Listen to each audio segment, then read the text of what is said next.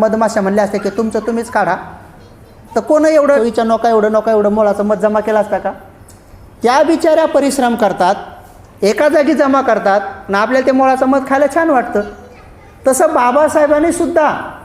बाबासाहेबसुद्धा त्रिपिटकाचे जे वेगळे वेगळे ग्रंथ आहेत त्याला आपण फुलं समजलं पाहिजे. तर त्रिपिटकात म्हणजे भगवान बुद्धाचे 82,000 प्रवचनं आणि अरहंत भिक्षूचे 2, हे 84,000 प्रवचनं 2 आणि 3 ग्रंथात मावले नसते.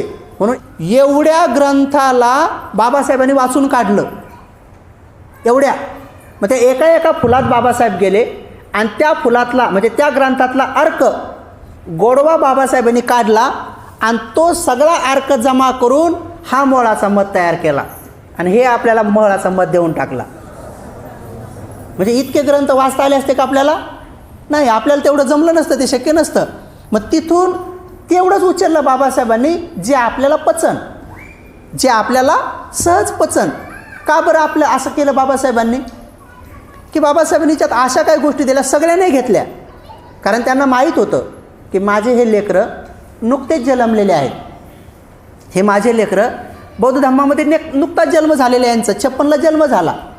आणि जे नेमकं जन्मलेलं बाळ असतं त्या बाळाला मोठा आहार पचत नसतो, त्या बाळाला मोठा आहार पचत नसतो.